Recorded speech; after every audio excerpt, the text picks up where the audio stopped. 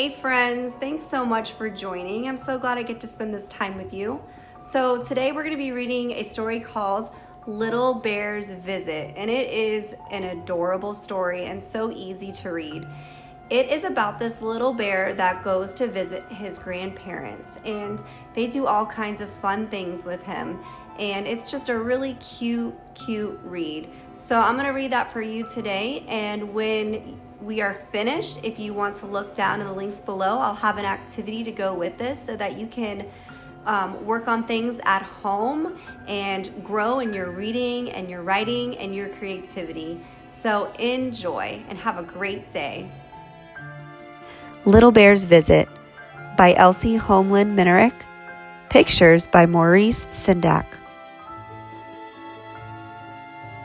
This book is dedicated to all grandparents and all grandchildren.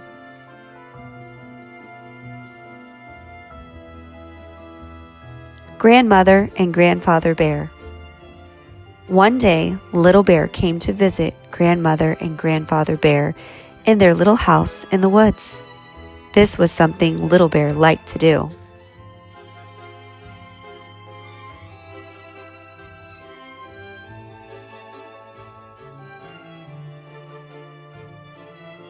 He liked to look at all the nice things, the pictures, grandmother's flowers, grandfather's toy goblin that jumped up and down in a jar. He liked to put on grandfather's big hat and say, "Look at me!" And he liked grandmother's cooking very, very much. He had some bread and jam, cake and cookies, milk and honey, and an apple. "Have some more," said grandmother. "Yes, thank you," said Little Bear. "I'm not eating too much, am I?"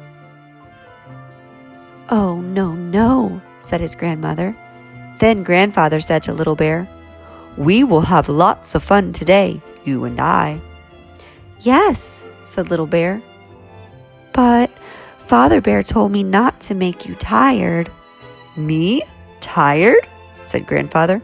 "How can you make me tired? I am never tired." He got up and did a little jig. "Never tired," he said, and sat down. Little Bear laughed and clapped his paws. "Do you know what?" he said to his grandmother and grandfather. "What?" they asked. "I like it here," said Little Bear. He hugged them. Little Bear and Grandfather had all the fun they could think of. Then Grandfather Bear sat down. "Now we can have a story," said Little Bear. "Good," said Grandfather Bear. "Tell me a story." "No," Little Bear laughed. "You tell me one." "Then I must have my pipe," said Grandfather. Little Bear ran into the house, got the pipe, and ran back. But there was Grandfather, fast asleep. "Aww," said Little Bear. He was sad, but not for long. He went looking for his grandmother and found her in the garden.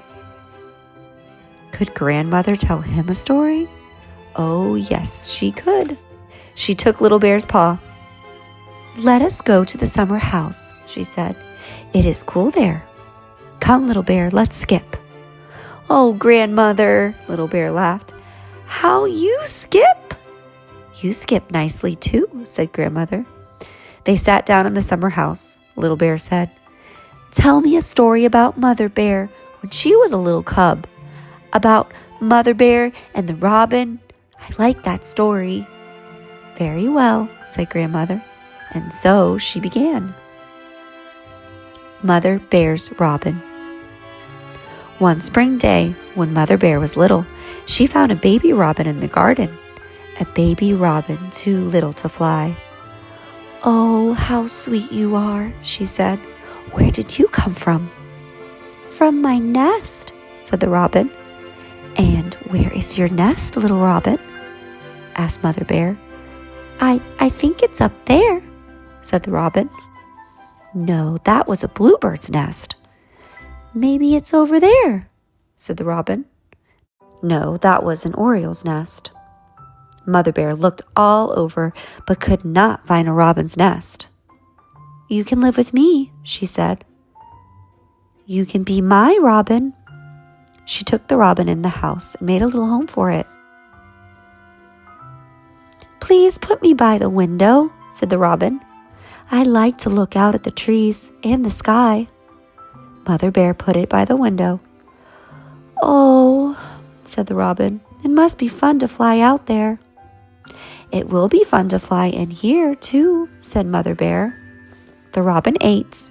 It grew. It sang. Soon it could fly. It flew about the house, and that was fun, just as Mother Bear had said. But then, one day, it was unhappy. Mother Bear asked, Why are you so sad, little robin? I don't know, said the robin. My heart is sad. Sing a song, said Mother Bear. I cannot, said the robin. Fly about the house, said Mother Bear. I cannot, said the robin. Mother Bear's eyes filled with tears. She took the robin out into the garden. I love you, little robin, she said, but I want you to be happy. Fly away if you wish. You are free. The robin flew far up into the blue sky. It sang a high, sweet song. Then down it came again, right down to Mother Bear. Do not be sad, said the robin. I love you too. I must fly into the world, but I will come back every year. I will come back. So Mother Bear kissed the robin, and it flew away. And it came back, Grandmother, didn't it? Oh, yes, little bear. It came back, and its children came back, and its children's children. Here is one now. Ah, said Little Bear. I would have let the robin go free too, Grandmother, just as Mother Bear did. Hooray, cried Little Bear. Here is Grandfather. Then it is coffee time, said Grandmother. She went into the house.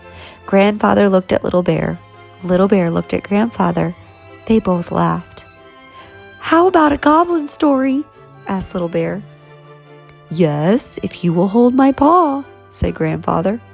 I will not be scared, said Little Bear. No, said Grandfather Bear, but I may be scared. Oh, Grandfather, begin the story. So Grandfather began. Goblin Story. One day a little goblin went by an old cave. It was old, it was cold, it was dark, and something inside it went bump. What was that? Bump. Ooh, cried the goblin. Ooh, cried the goblin. He got so scared that he jumped right out of his shoes. Then he began to run. Pit, pat, pit, pat, pit, pat, pit, pat. What was that? Something was running after him. Oh my goodness, what could it be? The goblin was too scared to look back. He ran faster than ever. But so did the something that went. Pit, pat, pit, pat, pit, pat. The goblin saw a hole in a tree. He jumped inside to hide. The pit, pat, came closer, closer, closer, till it stopped right by the hole in the tree. Then all was quiet. Nothing happened, nothing. The little goblin wanted to peek out. It was so quiet. Should he peek out? Yes, he would. He would peek out, and he did. Eee! Cried the goblin. Do you know what he saw?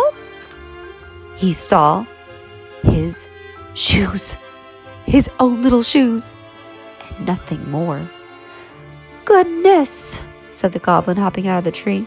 That old bump in the cave made me jump right out of my shoes. But they came running after me, didn't they? And here they are. He picked up his shoes, hugged them, and put them back on. Good little shoes, said the goblin. You didn't want to stay behind, did you? He laughed. Who cares about an old bump anyway, he said. So he snapped his fingers and skipped away. Just like that, said Grandfather. I can jump out of my shoes, said Little Bear, because I don't have any. He chuckled. That's how I like it. Not tired.